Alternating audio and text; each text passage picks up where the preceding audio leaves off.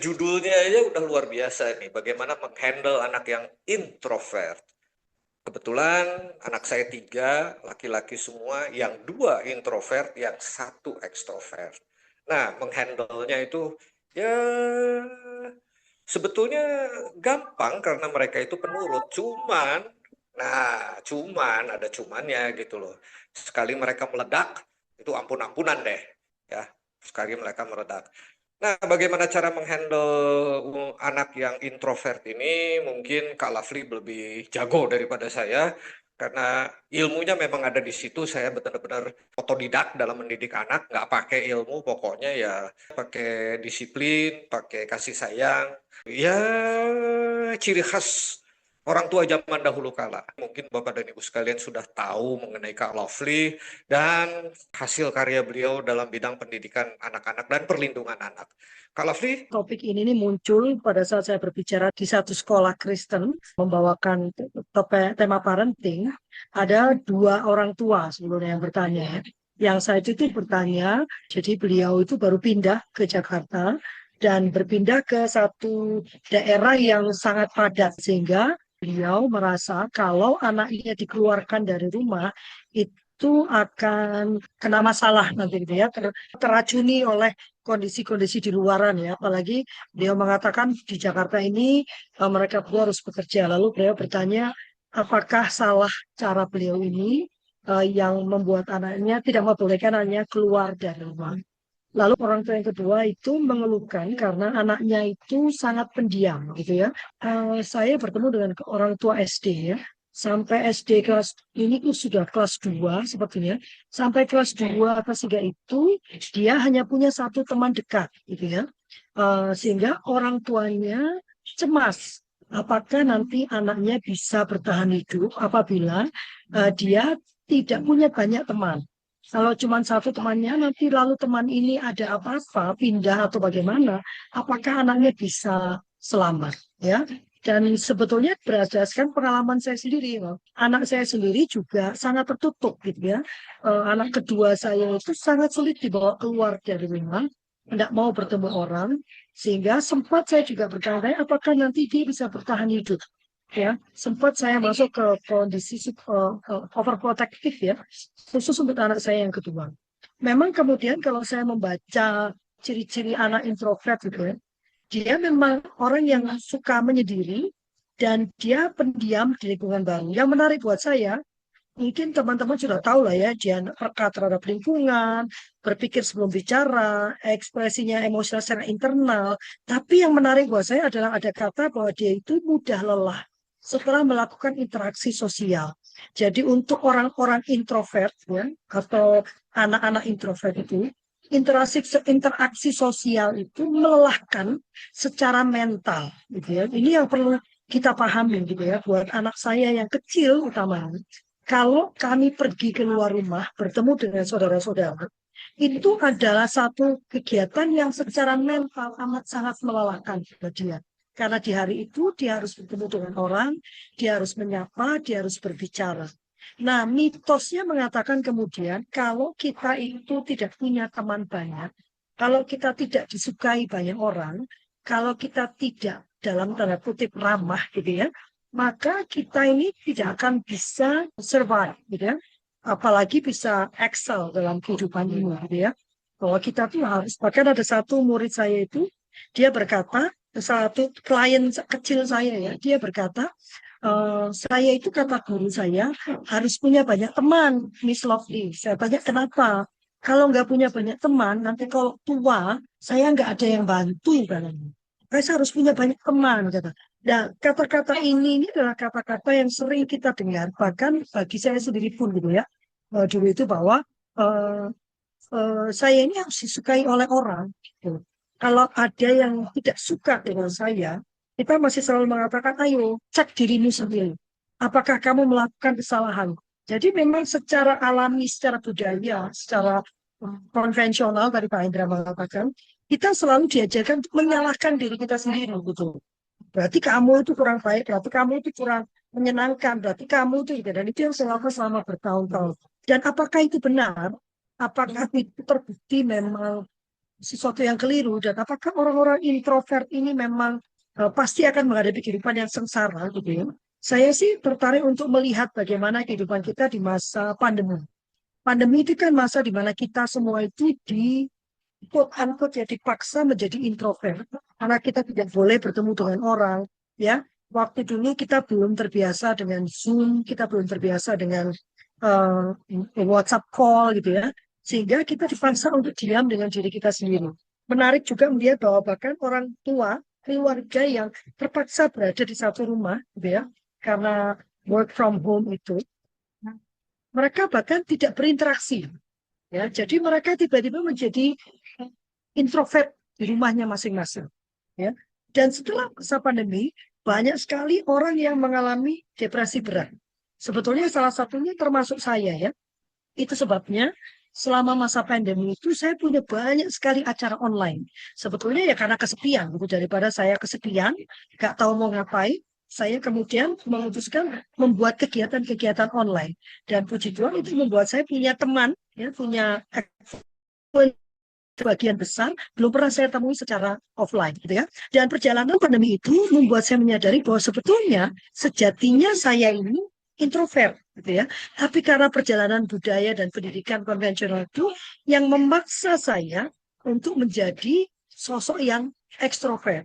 Karena keyakinan bahwa yang introvert itu tidak bisa hidup. Apakah benar demikian gitu ya? Dan saya sih makin ke sini saya makin melihat bahwa itu tidak benar gitu ya. Pada waktu Tuhan menciptakan kita dengan bentuknya masing-masing gitu ya. Sebetulnya itu sudah menyediakan jalan untuk kita bisa menjalani kehidupan kita. Dan ini sudah bukan lagi masa di mana pekerjaan itu hanya pekerjaan konvensional yang biasa kita lihat atau kita jalani.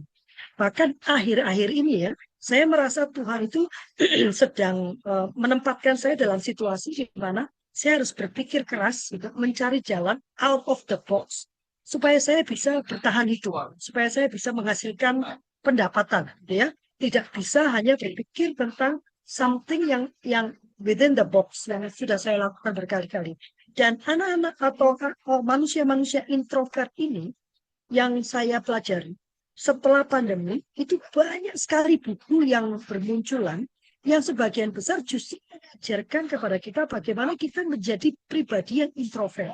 Bagaimana kita menerima diri kita, bagaimana kita menerima saat orang lain tidak menyukai kita, bagaimana kita menerima saat kita sendirian, berpikir, menganalisa, lalu mengambil keputusan sendirian.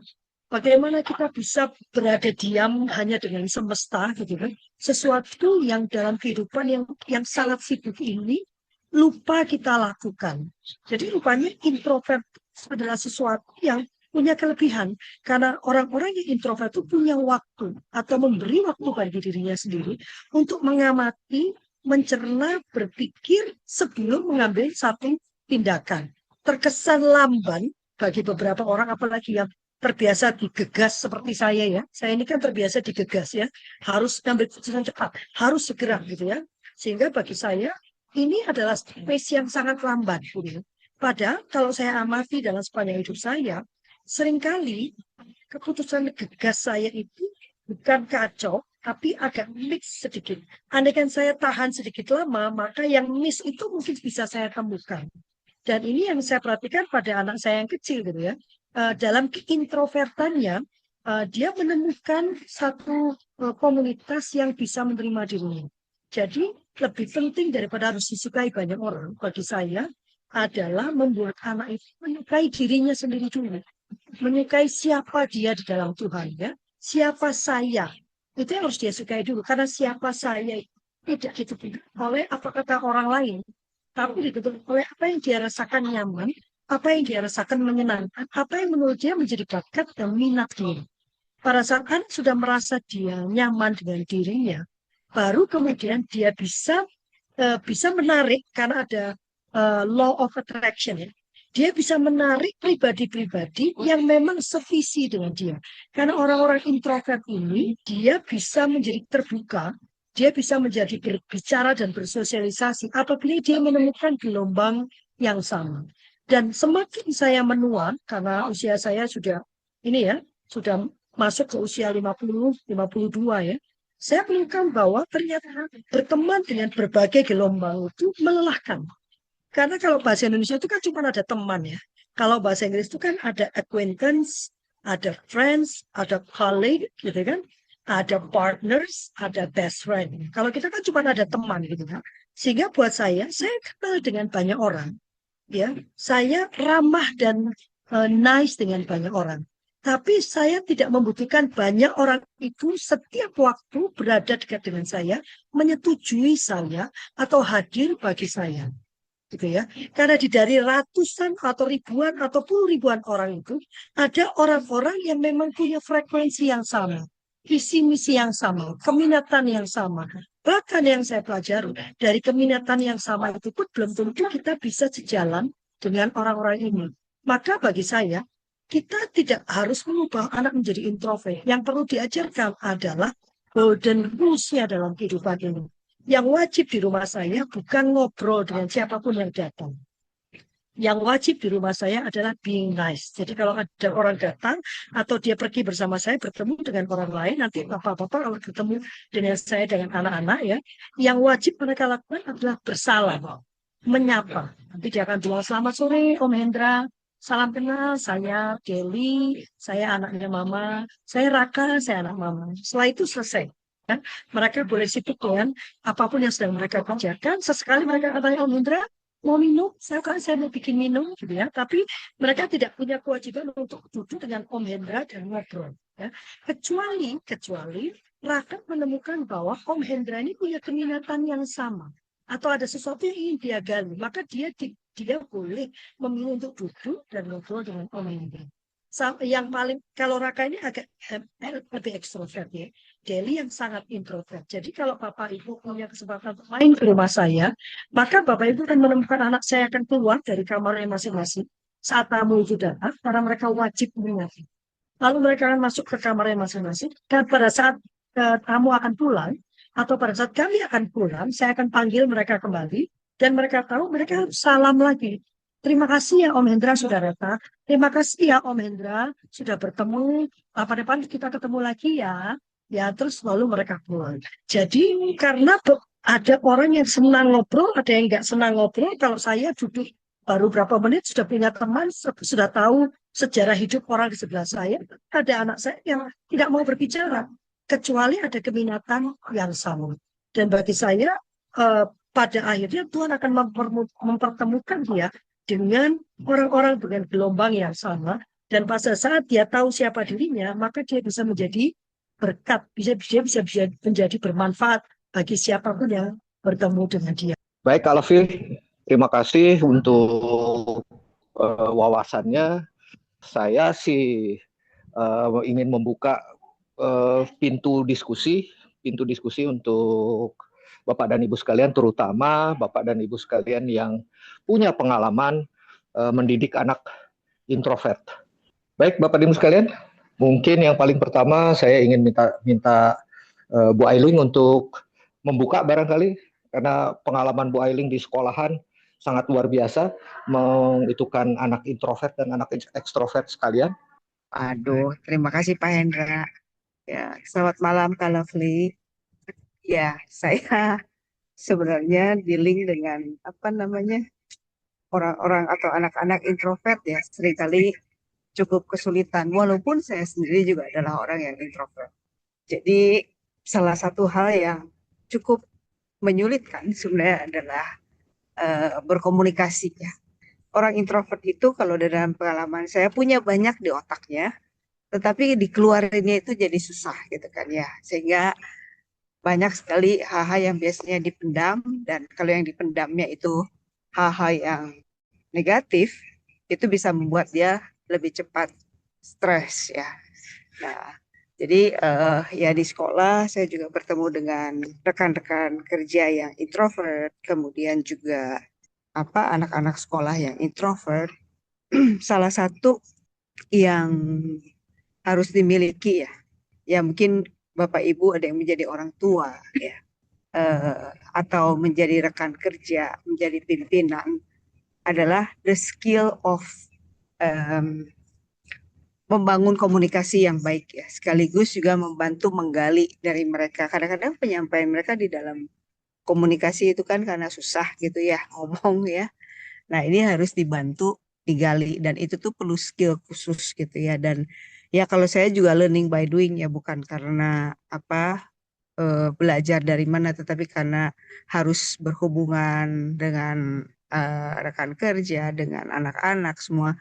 Akhirnya ya itulah, kalau bertemu dengan orang introvert, yang biasa saya lakukan adalah pertama kali adalah membangun relasi, setelah itu berkomunikasi ya, dan mencoba lebih tahu dulu dari mereka sehingga timbul trust ya, ada kepercayaan, dan setelah itu biasanya lebih lancar lah ya ketika kita mau melakukan banyak hal. Ya itu mungkin sekedar sharing dulu, tapi kalau itu mau ditanggapin silahkan ya. Mungkin ada yang ingin menambahkan atau mempunyai pengalaman-pengalaman bagaimana dealing dengan orang yang introvert. Terima kasih. Ya, terima kasih Bu Ailing. Mungkin saya ingin minta Bapak dan Ibu sekalian, barangkali ada yang ingin berbagi bagaimana caranya untuk dealing dengan putra-putri yang introvert. Bu, izin bertanya, Bu. Kenalkan, Bu, saya Selamat, Bu, dari Aston, Bu. Ya, Bu, saya punya anak, Bu. Dari kelas 1 SD sampai kelas 3 SD, dia itu kan sekolahnya di Samarinda, begitu, Bu. Maksudnya dengan teman-temannya, dia sudah tahu tingkah laku teman-temannya, sebaya, segala macam gitu, Bu.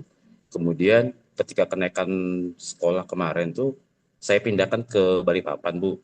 Kemudian dengan budaya atau culture yang berbeda, akhirnya sekarang tuh kayak ogah-ogahan sekolah, Bu.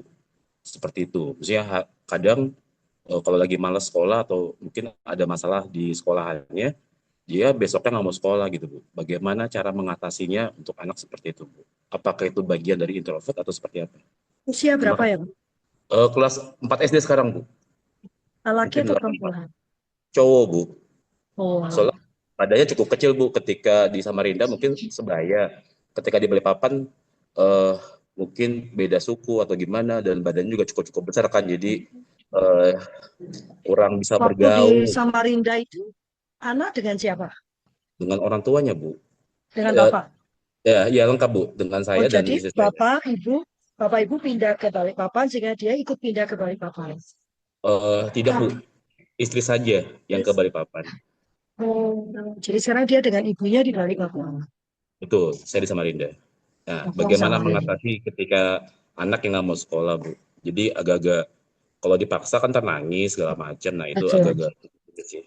Yang Terima kasih, pertama Bu. mesti dipahami Pak ya. Pertama dia nggak ngerti kenapa kok dia harus pisah dari ayahnya, ya. Dia nggak paham, ya. Kenapa kok ibu harus di Balikpapan, ibu harus di Samarinda? Kalau papa di Samarinda, kenapa aku mesti pindah ke Balikpapan? Ya kan? Kan berarti bisa dong di Samarinda aja, kan? Itu hal-hal yang membingungkan buat anak ya. Jadi yang pertama itu membantu dia melewati itu dulu Pak. Eh, Nanti ada lagi tentang menghadapi orang-orang yang baru. Itu memang lebih berat lagi nanti ya.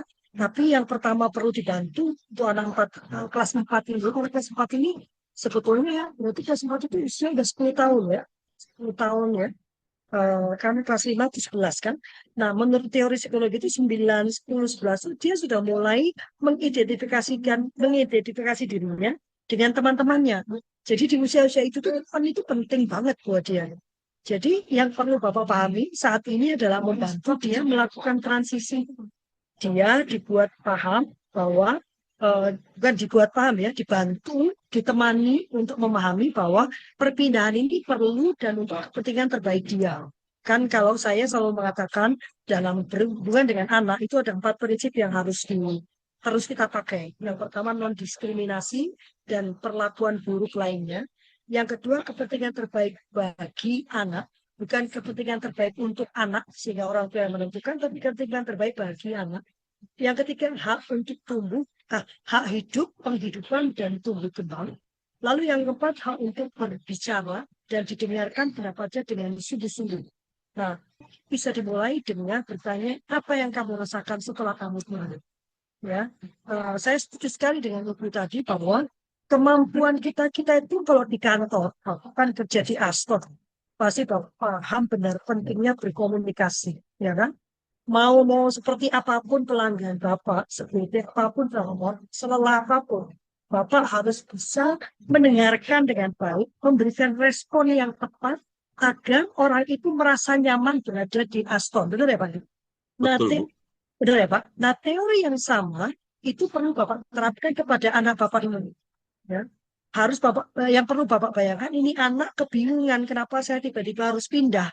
Kalau dua-duanya ikut pindah, dia bisa mikir, oh iya, karena papa juga enggak ada. Loh, tapi kan papa ada di Samarinda, kenapa aku harus pindah ke sini? Udah gitu teman-temannya gede semua, udah gitu mereka pokoknya capek banget. Ya, jadi satu-satu diurainya. Diurainya adalah dengan bertanya mengapa, apa yang dia rasakan dengan pindahnya. Karena kan ada hak untuk berbicara dan didengarkan pendapatnya gitu ya. Oh, bagaimana kalau dia nggak mau sekolah, Bu? Ya, kalau menurut saya, karena saya ini bukan orang yang menggegas anak untuk sekolah, nanti naik kelas, nanti pindah sekolah gitu ya. Buat saya pendidikan itu kan sebuah perjalanan ya. Saya lebih penting tidak traumanya dia daripada saya gegas lalu kemudian dia bubar di ujungnya gitu. Ya Bapak santai aja dulu, buat dia paham. Temani dia untuk belajar memahami kenapa kepindahan ini perlu. Buat dia melihat di mana kepentingan dia atas kepindahan ini. Apa sih manfaatnya untuk dia ya, bukan untuk ibunya, bukan untuk bapaknya gitu. Atas kepindahan ini, gitu ya. Diajak untuk melihat dari sudut pandang dia. Setelah itu baru bisa berbicara tentang bagaimana sikap teman-temannya. Karena gini Pak, yang saya temukan untuk bisa berhadapan dengan orang lain, menurut saya, yang nomor satu yang harus dia lakukan adalah dia menerima dirinya dulu. Baru dia bisa menerima orang lain. Kalau dia tidak bisa, dia masih bermasalah dengan dirinya, maka dia akan selalu bermasalah dengan orang-orang di luar dia. Jadi buat saya ya jangan fokus pada tidak mau sekolahnya gitu ya. Tidak mau sekolah ini kan akibat dari apa yang sedang dia alami dan berpindah dari satu tempat ke tempat yang lain dengan keluarga yang berpisah tiba-tiba itu trauma yang cukup besar. Itu bukan sesuatu yang mudah dialami oleh anak usia 10 tahun. Nah, sehingga Bapak dan Ibu perlu bersabar, banyak berkomunikasi, banyak meyakinkan bahwa memang Papa ada di Samarinda, tapi Papa itu kan tinggal kamu video call aja Papa angkat. Kecuali Papa sedang meeting, tapi Papa kan bilang sama kamu, Papa lagi meeting. Sebegitu selesai Papa telepon, dan itu Bapak harus kerjakan. Begitu selesai meeting, Bapak telepon dia meskipun cuma sebentar. Ya memang jadi ribet ya, tapi ini sangat perlu. Karena gini, rasa aman itu ada kalau dia tahu dia aman. Dan bagi anak, seharusnya ya, rasa aman itu dia dapatkan karena dia tahu ayah ibunya ada dan siap melindungi dia. Itu yang Bapak Ibu perlu tekankan atau perlu buktikan kepada anak, setidaknya selama bulan-bulan awal dia pindah ke tempat yang baru. Itu Pak. Kira-kira oke atau ada yang mau ditanyakan lagi Pak? Cukup sih, Bu. Sampai saya berpikiran bahwa sudahlah kalau anak nggak sekolah homeschooling saja sih, Bu. Sudah cari-cari juga untuk saya juga agak bingung juga kalau homeschooling kan dia bakal jadi introvert kan karena teman-temannya kan terbatas, sedangkan kalau di sekolah kan mungkin lebih banyak, jadi banyak pergaulan seperti itu sih. Saya mikirnya lagi bimbang antara meneruskan sekolah atau mungkin pindah ke homeschooling seperti itu sih, Bu. Jadi itu kan adalah setelah dari, bukan setelahnya. Tapi underlying problemnya itu harus dibereskan dulu. Saya ini sekjen asosiasi sekolah rumah, tapi atau homeschooling ya. Dan anak-anak saya dua-duanya homeschooling ya. Tapi kan saya tidak bisa langsung mengusulkan pada Bapak, ya sudah nggak mau sekolah ya homeschooling aja Pak. Tapi kan kalau saya mendengar cerita Bapak, permasalahannya kan bukan tidak mau sekolah. Dia ada masalah karena dia kayak kejut budaya gitu Pak ya. Tiba-tiba Papa tidak ada, tiba-tiba tempat baru, tiba-tiba anak-anaknya baru semua gitu ya. Ya underlying problemnya ini yang sebaiknya diselesaikan. Kalau Bapak memutuskan untuk homeschooling, ya nggak apa-apa juga gitu. Ini yang saya selalu katakan ya, sosialisasi itu adalah sebuah keterampilan. Untuk bisa bersosialisasi itu keterampilan, benar nggak Pak ya? Itu bukan natural. Naturalnya kita membutuhkan orang lain. Itu naturalnya. Kebutuhan alaminya kita perlu orang lain. Tapi untuk berinteraksi dengan orang lain itu perlu keterampilan. Benar nggak? Sosialisasi itu kan skill. Kalau namanya skill, Yang pertama dia harus diajarkan dulu, kemudian dilatihkan. Benar nggak Bapak Ibu ya? Sehingga saya termasuk orang yang berkata kalau mau sosialisasi, ya dijeburkan aja anaknya. Ketemu dengan banyak orang, beragam, dibully juga harus bertahan, karena itulah kehidupan. Nak. Saya tidak sepakat dengan itu. Saya lebih memilih bahwa anak saya itu harus punya skill dulu dalam menghadapi beragam anak. Yang saya temukan, skill utama yang diperlukan adalah bahwa dia menerima dirinya. Dia punya citra diri yang positif. Dan itu didapat dari kedua orang tuanya. Baru setelah itu, dia akan bisa bersosialisasi.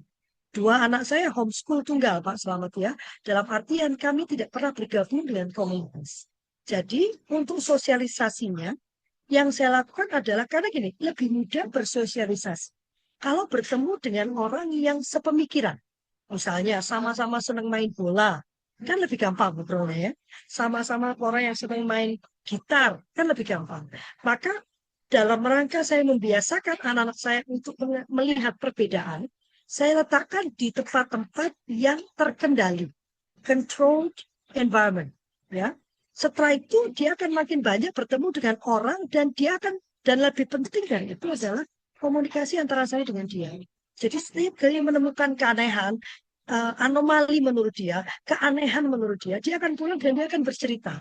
Ya, dan kita bukan menjadi teman ngerumpi dia. Oh ya itu, si itu tuh mamanya coba ngomongnya apalagi gitu ya. Tapi kita menjadi cermin agar dia mendapatkan wisdom dari pengalaman kecil dia itu, dia mendapatkan wisdom. Kita ajak dia berpikir tentang pemahaman, tentang penerimaan, karena citra diri dia sudah positif, maka hal itu mudah dilakukan.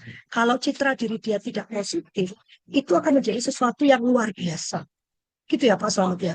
Tapi kalau Pak Slamet memutuskan untuk melakukan homeschooling dengan senang hati, saya akan membantu. Saat ini saya sedang menulis buku ya yang akan membantu orang tua yang nggak ngerti itu bisa melakukan homeschooling, gitu ya. Betul, betul. Ini Kak Putra mengatakan kalau menurut dia secara pribadi, kita mesti cari terlebih dahulu penyebabnya dan tidak melakukan dugaan.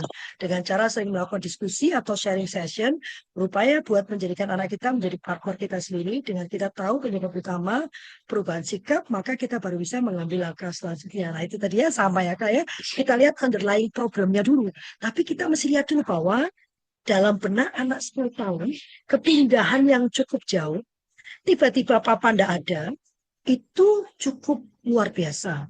Lalu bertemu dengan anak-anak yang lebih besar dari dia, ya, lebih segalanya, itu juga luar biasa. Nah ini dulu, pahami dulu apa yang dia rasakan. Baru kemudian Bapak mencari tahu, apa sih sejatinya yang dia rasakan atas kepindahan itu. Gitu kan?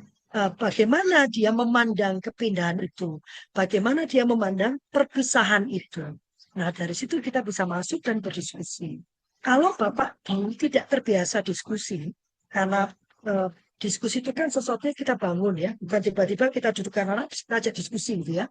Karena trust itu kan maka kita bisa melakukan ini yang paling saya suka lewat storytelling. Jadi Bapak bisa cari cerita tentang anak yang baru pindah, yang baru ini lalu dia ketakutan, dia bingung. Bapak bacakan buku tentang itu, Bapak ceritakan. Tapi kan saya jawab, Bapak bisa pakai Zoom misalnya atau video call, gitu, Bapak menceritakan, lalu ditanyakan, menurut kamu apa yang dirasakan anak ini? Ya, nah, itu akan lebih mudah untuk membuka komunikasi, Pak. Alih-alih langsung nanya, gimana? Kamu itu sebetulnya yang kamu rasakan karena pindah itu apa sih gini? Nah, itu kan lebih sulit ya. Tapi kalau Bapak memang sudah terbiasa berdiskusi akrab dan mendalam dengan anak, maka itu lebih mudah. Tapi kalau itu tidak biasa dilakukan, Bapak bisa memakai media buku. Jadi Bapak memakai media cerita tentang kasus yang kira-kira mirip dengan apa yang dia alami.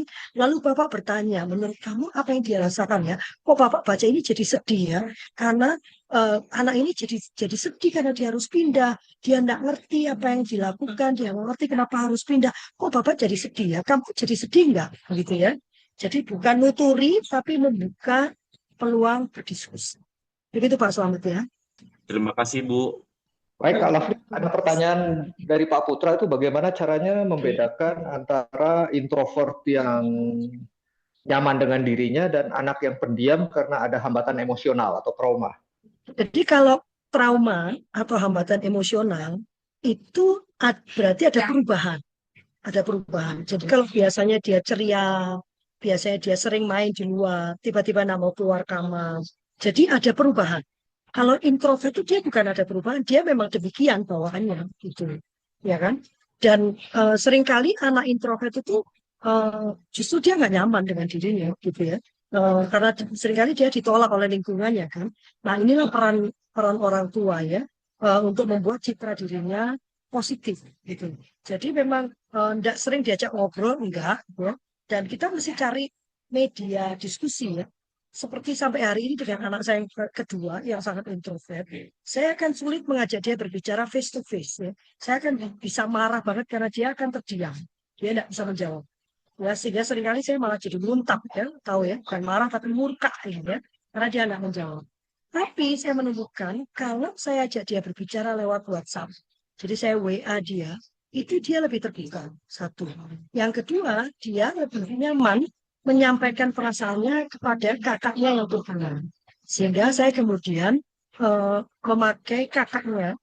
Kalau saya melihat ada perubahan atau ada perubahan sikap atau dia tampak murung, saya sampaikan ke kakaknya dan saya minta dia untuk berdiskusi dengan adiknya. Selain saya tetap akan berusaha membuka dengan biasanya saya nggak akan tanya kamu kenapa, saya akan tanya kamu kenapa. Gitu. Biasanya juga jawab nggak apa-apa. Dan saya akan sabar menunggu sampai dia siap untuk bercerita. Tapi saya akan menceritakan apa yang saya alami, yang saya pikir kira-kira mungkin sedang dia alami. Sehingga dia akan merasa, oh mama juga mengalami hal yang sama gitu kan. Dan saya akan mendeteksi dari jawaban dia. Gitu. Jawaban dia itu bisa menunjukkan apa yang sedang dia pikirkan kan. Jadi ini memang saya setuju sekali dengan ibu. Kita itu kalau di rumah itu harus seperti kalau di kantor. Kalau di kantor itu kan kita berusaha menjadi orang yang sangat approachable, ya, bisa didekati, gampang diajak berbicara, mau mendengarkan, gitu kan, dan mau mengakomodasi dan membangun. Demikian juga pada saat di rumah. Berdiskusi dengan anak itu dengan approach yang sama, bahwa kita tuh harus menjadi sosok yang mudah didekati, yang akomodatif, yang persuasif, yang suportif, bukan sumber saran, nasihat, ya kan? Atau apa sih? Hari ini saya agak kehilangan kata-kata ya. Atau banyak sekali, kan banyak anak gini kan, males ngomong sama mama. Kenapa? Aku baru ngomong satu kalimat, mama udah 2000 kalimat. Capek banget ngomong sama mama. Jadi kita harus lebih banyak mendengar. Kita menjadi coach, karena anak zaman sekarang itu lebih suka di coaching daripada di mentoring gitu ya. Jadi kita menjadi coach yang membantu anak menata pola berpikirnya sehingga dia bisa berpikir dan mengambil keputusan dengan baik. Gitu ya. Karena saya sudah berhenti mengatakan ada keputusan yang benar. Yang ada hanya ada keputusan dan konsekuensinya. Tinggal memilih konsekuensi mana yang menurut dia paling bisa dia hadapi. Gitu ya Pak Putra ya. Jadi bedanya ya kalau anak yang karena ada hambatan emosional itu dia berubah dari yang banyak bicara, outgoing, sering keluar. Kalau dia karena hambatan emosional dan trauma ya, dia berubah. Dia tiba-tiba jadi pendiam. Nah itu salah satu warning ya, red flag kalau kita bicaranya bahwa dia mengalami trauma secara emosional maupun secara fisik. Gitu ya. Kan salah satu ciri-ciri anak yang mengalami bullying adalah terjadi perubahan perilaku. Yang tadinya ceria menjadi pendiam. Yang tadinya saya kalau ngecek anak itu mendapatkan kekerasan apa enggak itu paling gampang saya angkat tangan mencoba menyentuh badannya. Nanti kalau anak yang sering dipukul dia akan ya. Kalau anak yang sering dipeluk dia akan mendekat. Ya, itu paling mudah sebenarnya. Gitu ya Pak Putra ya. Banyak teman dari Aston Samarinda ya. Pak Putra, udah apakah terjawab atau masih ada yang mau ditanyakan? Gimana Pak Putra? Rasanya oke ya Pak Putra ya? Jawaban dari Kak Lafli sangat jelas loh Pak Putra. Baik, ini ada pertanyaan dari Bu Ainul atau Pak Ainul deh. Mohon maaf kalau saya salah sebut. Dari Aston juga. Usia 9 dan 5 tahun yang harus jauh dengan kedua orang tuanya. Kebetulan posisi anak di Sidoarjo, kedua orang tuanya di Samarinda. Untuk saat ini tidak terlihat anak-anak ada rasa introvert, masih mau sekolah, bergaul di lingkungan rumah, atau hal yang lain yang dirasa saat kita tanyakan pada saat video call. Ya, saya persilakan Kak Lafli. Apakah ada dampaknya? Ya pasti ada dampak. Karena naturnya anak itu ketika dengan kedua tuanya. Benar nggak? Karena pelukan orang tua itu kan tidak bisa digantikan oleh pelukan siapapun. Saya ini adalah orang dewasa yang dulu berjauhan dari orang tua saya. Ya. Jadi karena pengalaman hidup saya itulah saya tidak pernah mau menitipkan dua anak saya. Ya, karena saya besar jauh dari dua orang tua saya. Saya tinggal dengan nenek saya. Dengan segala hormat dan terima kasih kepada nenek saya dan kakek saya almarhum yang membentuk saya menjadi diri saya yang kuat ya. Tapi tetap saya melihat saat itu ada pertanyaan-pertanyaan yang membuat saya agak gelisah gitu ya. Kenapa sih saya kok tidak tinggal dengan ibu bapak saya?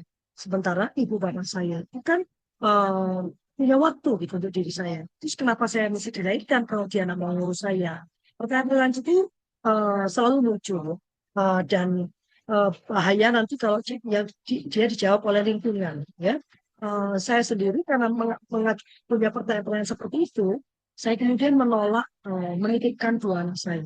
Meskipun ya ada masa waktu mantan suami saya itu harus pindah ke Bandung dan dia masih berjuang gitu ya, sehingga saya merasa kok kayaknya nggak bagus juga kalau saya membiarkan dia sendirian di Bandung berjuang dalam kondisi yang belum mapan, masih kesulitan gitu ya. Sehingga selama 3 bulan itu saya memutuskan untuk ikut mantan suami saya dan meninggalkan anak saya waktu umur 4 tahun dan dia itu masih bayi kepada neneknya. Saya tidak mempertanyakan kasih nenek kakeknya ya. Saya tahu beliau itu sangat mencintai cucunya karena ini cucu satu-satunya dari saya gitu ya. Adik-adik saya waktu itu belum punya anak gitu ya. Eh, tapi anak saya yang besar itu di sekolah dia ditanya, jadi Raka sekarang tinggal sama siapa? Oh, aku sama nenek. Soalnya mama sama papaku itu nggak mau ngurusin aku. Jadi aku dibuang, aku dititipkan di rumah nenek. Itu benar-benar menampar saya.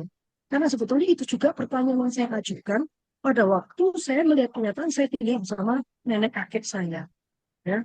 Jadi apa ada dampaknya? Ya pasti ada gitu kan. Tapi mereka kayaknya oke-oke aja Kak gitu ya. Nah ini yang perlu kita belajar lagi tentang mental health gitu ya. Kita selalu menganggap orang yang depresi itu adalah orang-orang yang menunjukkan ciri-ciri pendiam, ya kan? Tidak mau ngomong, gelisah, gitu ya. Tapi ternyata eh, survei membuktikan, family food, justru orang yang tampaknya baik-baik saja, ceria dan bahagia, ternyata dia memendam satu luka dan depresi yang cukup mendalam. Ya. Jadi mungkin saran saya video call, yes. Kalau pas pulang jangan nanya apapun, jangan peduli tentang sekolah, jangan jadi kalau video call itu jangan jadi kayak polisi. Kamu gimana sekolahmu? Semuanya bagus, matematika kamu kemarin nilaimu jelek, sekarang sudah naik apa enggak? Gimana Kak? Dapat ranking enggak? Ini nanti ini bisa ikut itu enggak? Terus kemarin gimana duitnya? Mama udah kirim, kamu coba pastikan terbayar apa enggak? Jangan seperti itu. Tapi gunakan video call itu untuk bercerita. Ya, jadikan video call itu masa yang dinanti-nantikan anak. Karena saat itu dia bisa bercerita dan mendengarkan cerita harian ibunya dan bapaknya. Sekarang itu kita sangat beruntung dengan adanya video call. Walaupun kabar-kabarnya kan mau diatur pemerintah itu kita video call dan WA call itu ya. Tapi dengan itu kita bisa membangun kedekatan meskipun kita berjauhan. Ya, seringkali kita dengan anak itu berbeda kalau kita dengan suami gitu. Walaupun kita dengan suami misalnya jauh ya, kita tuh kan WhatsAppan ngobrol tuh kayak seolah-olah dia itu nanti kalau pulang kita ketemu. Padahal dia di kota lain atau bahkan di negara lain. Nah kira-kira seperti itulah yang harus dibangun dalam video call dan WhatsApp ini. Jadi jangan terlalu peduli pada progres pendidikannya, bagaimana perilakunya, tapi pada kedekatan. Karena pada anak yang dekat dengan orang tuanya bisa bercerita dengan aman, maka dia akan bisa menata perilakunya. Itu. Kalau pulang ketemu lebih-lebih lagi jangan banyak ngoceh, jangan banyak nanya nasihat-nasihat, banyak memeluk. Kabarnya anak yang dipeluk paling tidak 1 kali sehari itu meningkatkan kecerdasannya, katanya. Gitu ya Kak Ainun. Saya tidak tahu latar belakangnya, Kak Ainul pasti punya alasan yang kuat, tapi kalau bertanya apakah ada dampaknya, pasti ada. Karena naturnya tidak demikian, gitu kan? Nah, kita kan tinggal bagaimana memperkecil dampak itu, gitu kan ya? Kalau bisa ya dibawalah ke Samarinda ya.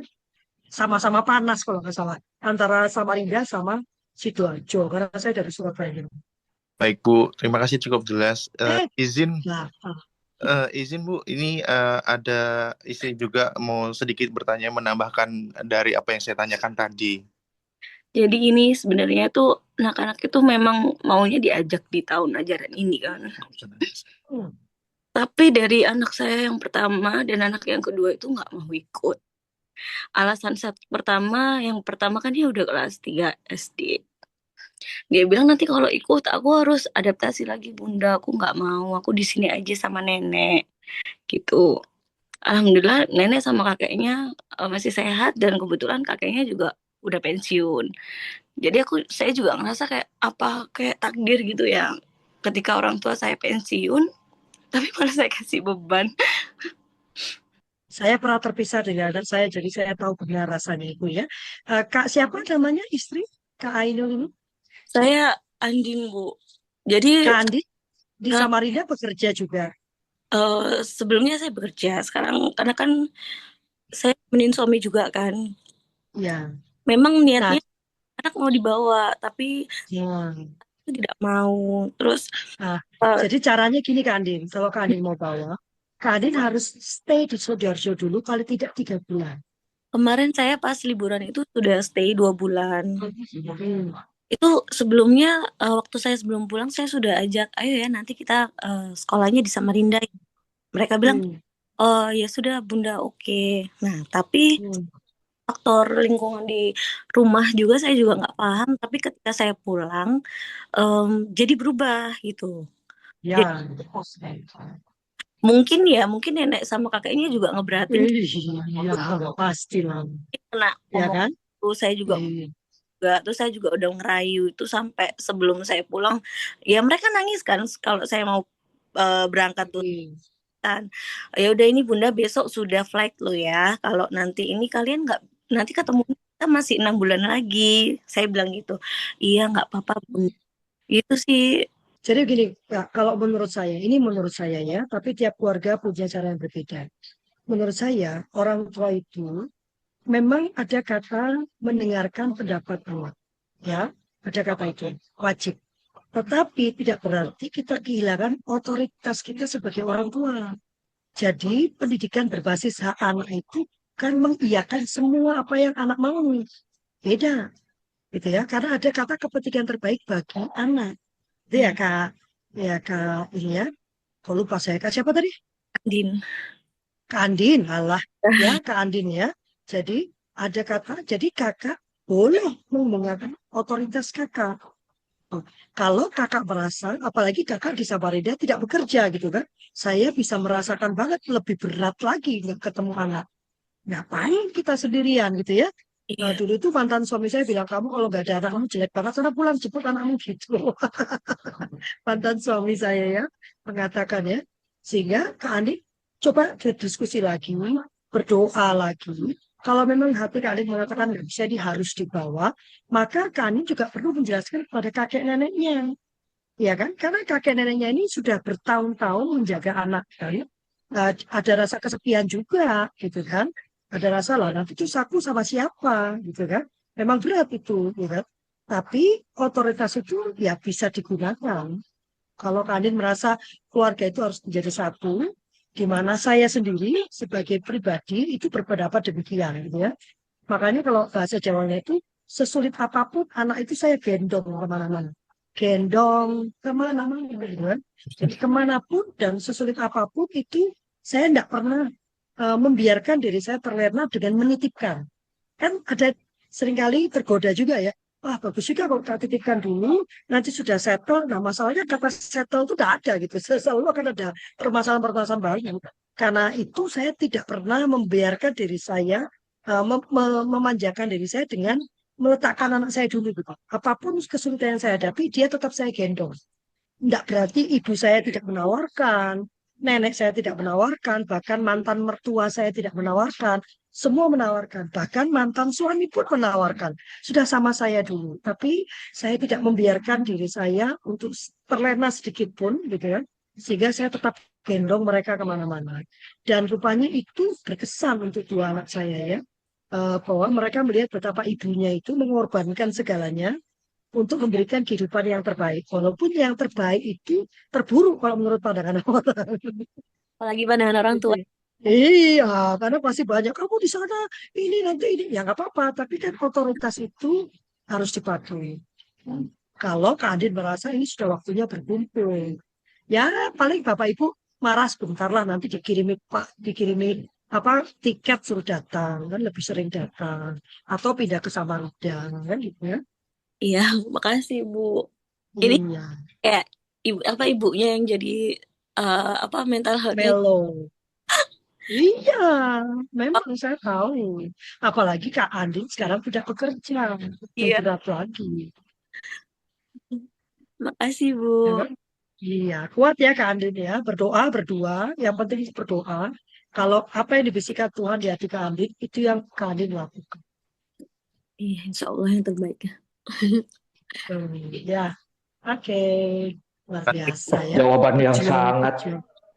sangat bagus, sangat clear, sangat akurat ya dari Kak Lafli. Itu yang saya suka dari Kak Lafli itu. Kalau jawabannya itu benar-benar tepat mengenai sasaran. Kak Lafli, kalau boleh saya simpulkan, saya tolong nanti dilengkapi ya Kak Lafli ya. Yang paling pertama mungkin dialog ya Kak Lafli ya. Kemudian yang kedua keinginan untuk mendengarkan. Terus kemudian yang ketiga yang bisa saya tangkap adalah kepentingan terbaik anak, bukan keinginan anak. Nah, apakah ada yang bisa ditambahkan lagi dari diskusi kita malam hari ini, Kak Lafri? Jadi begini ya, saya mau agak meluruskan mengenai kepentingan terbaik anak. Kepentingan terbaik bagi anak itu, di dalamnya ada pertimbangan tentang tumbuh kembang anak. Di dalamnya ada pertimbangan tentang tumbuh kembang psikologis maupun tumbuh kembang mentalnya, gitu ya. Jadi, tapi tetap pijakannya pada kepentingan terbaik bagi anak. Seringkali saya sendiri harus terpaksa berhadapan dengan orang tua saya sendiri, berhadapan dengan mertua saya sendiri, karena saya kekeh dengan kepentingan terbaik bagi anak saya. Karena bagi saya percaya nanti kalau saya mati, yang ditanyakan pertama oleh Tuhan adalah apa yang sudah saya kerjakan untuk anak-anak saya. Gitu ya. Nanti kalau saya bilang, ya saya nggak bisa, habis ibu saya bilang nggak boleh, itu Tuhan nggak mau tahu itu ya. Tapi yang dia tanyakan, kamu sudah melakukan apa untuk kedua anakmu? Saya titipkan kamu dua anak saya, apa yang kamu lakukan untuk dia? Itu kepentingan terbaik bagi anak, kalau menurut saya. Jadi Bapak Ibu ya, bagaimanapun yang paling penting bagi anak dalam kehidupan anak adalah ayah ibunya, bukan kakek neneknya, bukan tantenya, bukan gurunya, tapi ayah ibunya. Ayah ibu yang dekat, yang hangat, yang sangat menerima, itu akan membentuk citra diri positif dan itu yang akan menjadi bekal utama anak dalam mengarungi kehidupan dewasa. Gitu. Saya punya workshop ya tentang menemani anak yang introvert, dilakukan bulan depan. Silakan nanti tanya ke Kak Susan. Nanti saya akan bagikan flyernya. Terima kasih Pak Hendra, terima kasih teman-teman sudah mau mendengarkan mama-mama. Bukan persoalan itu, Kak Lafli. Kak Lafli harus sadar bahwa tugas terberat dan nggak ada sekolahnya loh, Kak Lafli loh ya. Itu adalah parenting, bagaimana cara menjadi orang tua yang bagus lah gitu ya. Kalau misalkan baik, istilahnya mungkin nanti konotasinya kan kelemah ya, Kak Lafli ya. Menuruti keinginan anak kan orang tuanya baik, katanya kan gitu. Tapi kan bagaimana kita mempersiapkan masa depan anak kita, bagaimana kita by design ya, by design. Ikhtiar kita itulah yang nanti akan diperhitungkan tadi yang oleh disebutkan oleh Kak Lafri tadi pada saat kita menghadap Tuhan. Dan mari kita acungkan jempol untuk Kak Lafli karena nomor satu pembahasan yang luar biasa pada malam hari ini Nomor 2 itu adalah bahwa menyadarkan pada kita semua bahwa ini adalah tugas yang paling berat dan nggak ada sekolahnya. Kak Lafri, terima kasih banyak. Mungkin lebih sering lagi ya, nanti kita ngobrol lagi ya Kak Lafri ya. Siap, saya masih siap aja. Ya, Mohon jempol untuk Kak Lafri. Terima kasih Bapak dan Ibu sekalian. Kita akan ketemu lagi minggu depan di 1 jam bersama LTI. Baik Bapak dan Ibu sekalian, salam sehat dari Bandung. Sekali lagi terima kasih Kak Lafri dan terima kasih atas atensi Bapak dan Ibu sekalian.